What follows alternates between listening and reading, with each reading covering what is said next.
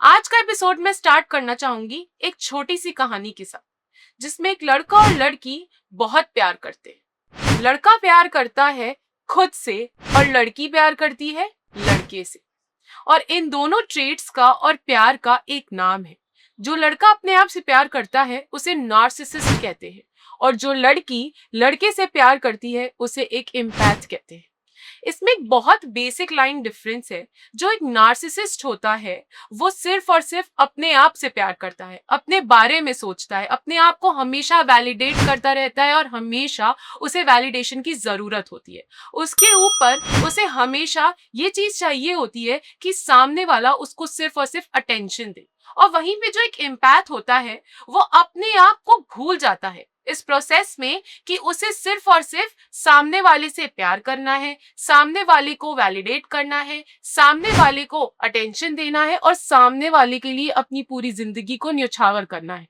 ये दोनों लोग सेम डायरेक्शन में चल के भी बहुत अलग अलग डायरेक्शन और डिफरेंट माइंडसेट के साथ अपनी जिंदगी जीते हैं। लेट्स से कि एक एम्पैथ और एक नार्सिसिस्ट इंसान एक ही साथ एक रिलेशनशिप में। रिलेशनशिप का मतलब ये नहीं है कि वो दोनों सिर्फ प्यार वाला रिलेशनशिप है, which is known as girlfriend boyfriend का रिलेशनशिप। एक नार्सिसिस्ट और एक एम्पैथ हर रिलेशनशिप में एग्जिस्ट करता है, फिर वो चाहे आपकी फैमिली में हो, चाहे आपकी फ्रेंडशिप्स में हो, और चाहे आप लोगों की आपस में बॉयफ्रेंड गर्लफ्रेंड वाली रिलेशनशिप्स में क्यों ना हो। लेकिन इन टेंडेंसी को और इन बिहेवियरल पैटर्न्स को समझना बहुत जरूरी है, बिकॉज एक नार्सिसिस्ट जितना खतरनाक होता है उससे बहुत ज्यादा खतरनाक एक एम्पैथ होता है। क्योंकि जो एक एम्पैथ होता है ना, वो प्यार दे दे करके अपने आप को एग्जॉस्ट कर देता है उस उम्मीद तक कि क्या पता उसे सामने वाले से प्यार मिले, क्या पता एक एम्पैथ की वजह से ही सामने वाला नार्सिसिस्ट ना हो तब भी नार्सिसिस्ट बन जाए। क्योंकि एक नार्सिसिस्ट सिर्फ और सिर्फ प्यार और वैलिडेशन सीख करता है। एक नार्सिसिस्ट को आप कितना भी प्यार कर लो, कितनी भी अटेंशन दे लो, कितना भी आप उसके हिसाब से चल लो, उसके लिए वो हमेशा कम रहता है। और एक एम्पैथ वो अपनी पूरी जान लगा देता है और उसे लगता है कि काश मैंने थोड़ा सा और दे दिया होता और सामने वाला शायद मेरी बात मान जाता।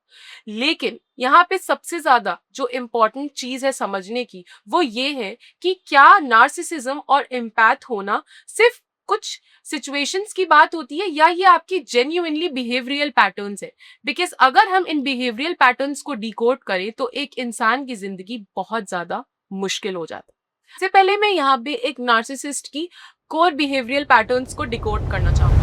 सबसे बड़ा जो पैटर्न है वो है सेल्फ एस्टीम का, फ्रेजाइल होने का।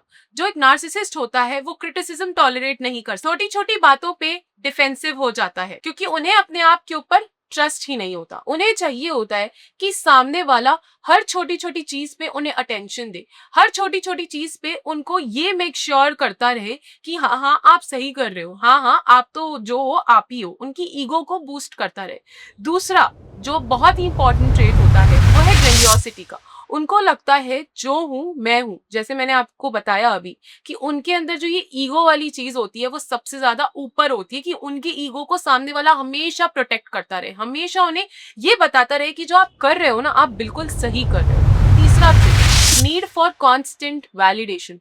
उनको हर समय कोई ना कोई चाहिए ही होता है जो उन्हें वैलिडेट करता रहे, जो उन्हें बताता रहे कि नहीं नहीं तुम जो बोल रहे हो ना कि रात है, हाँ रात ही है, भले सामने सुबह दिख रही हो, उन्हें कोई फर्क नहीं पड़ता है। पर उनकी बातों को हमेशा वैलिडेशन की इंपॉर्टेंस और अश्योरिटी उन्हें चाहिए ही होती है। Lack of emotional empathy. उनके अंदर इमोशंस नाम की चीज ही नहीं होती है। क्यों? क्योंकि वो सिर्फ और सिर्फ अपने बारे में सोचते हैं। वो सामने वाला क्या चाह रहा है, सामने वाला क्या सोच रहा है, उनको कोई फर्क नहीं पड़ता।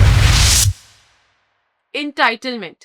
इंटाइटलमेंट भी उनके लिए बहुत ज्यादा जरूरी होता है। उन्हें चाहिए होता है कि सामने वाला उन्हें हर समय इस चीज का क्राउन पहना के रखे कि yes you are the one, you are the one who is always right, you are the one जो हमेशा कभी भी गलत हो ही नहीं सकता।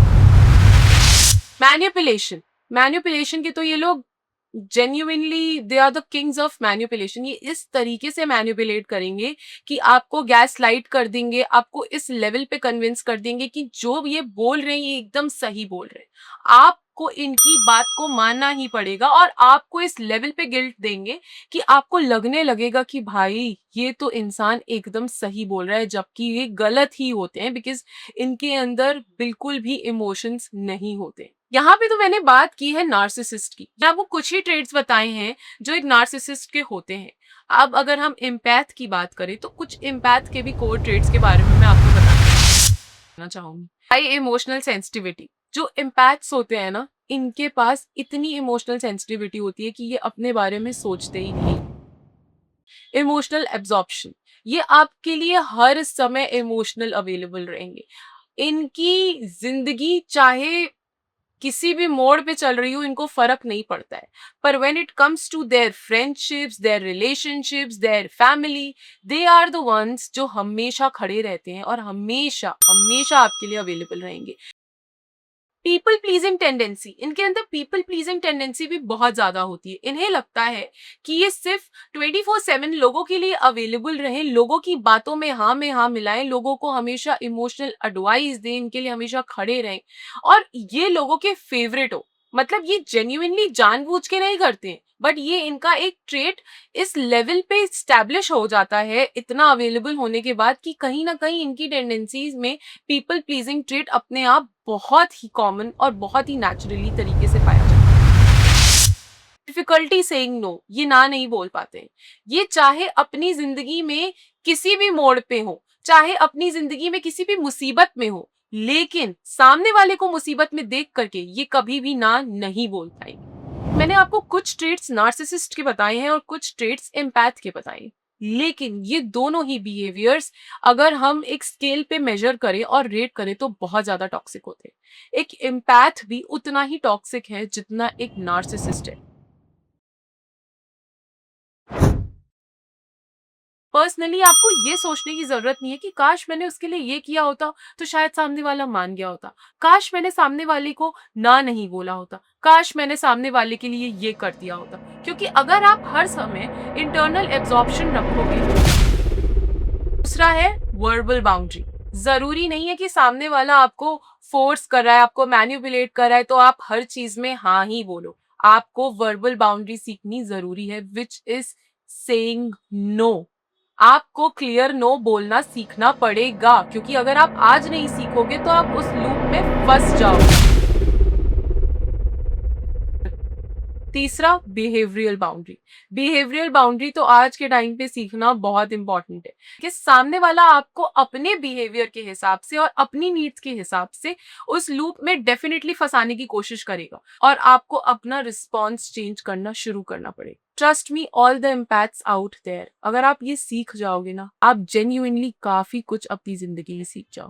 बिकॉज अपने खुद के बिहेवियर्स को डिकोड करना बहुत इंपॉर्टेंट होता है, क्योंकि सारे इम्पैक्ट्स को पता होता है कि हम काइंड हैं, हम अवेलेबल हैं और हम सामने वाले को दुख में नहीं देख सकते हैं। आपको अपने बिहेवियरल पैटर्न्स पता है, बट आपको उन्हें किस तरीके से बैलेंस करना है, तो जब तक आप ये पैटर्न्स डिकोड नहीं करोगे जो मैंने बताया है, आप उस लूप में फंसे रह जाओगे।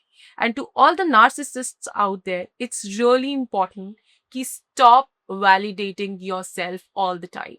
Stop having that high self-esteem all the time. Stop having that manipulative nature all the time. It's really important कि आप अपनी चीजों को एक्सेप्ट करो, अपनी गलतियों को एक्सेप्ट करो और एक्सेप्ट करो कि आप एक नार्सिसिस्ट हो। एक्सेप्ट करो कि कहीं ना कहीं आपको हर समय वैलिडेशन चाहिए होता है। एक्सेप्ट करो कि कहीं ना कहीं आप सामने वाले के वैलिडेशन के बिना अपनी जिंदगी इमेजिन भी नहीं कर सकते। क्योंकि नार्सिसिस्ट आपके लिए सिर्फ और सिर्फ मैं ये बोलना चाहूंगी कि आप अगर एक्सेप्टेंस सीख लोगे ना, तो आप काफी कुछ जिंदगी में सीख सकते हो और आप सामने वाला तो डेफिनेटली मूव ऑन कर लेगा, बट आप अपनी जिंदगी में अकेले रह जाओगे, क्योंकि एक नार्सिसिस्ट के साथ कोई भी ज्यादा दिन तक नहीं रह सकता। Thanks for watching this and I hope कि आपने अपने खुद के बिहेवियरल पैटर्न्स डेफिनेटली रिकॉर्ड किए होंगे।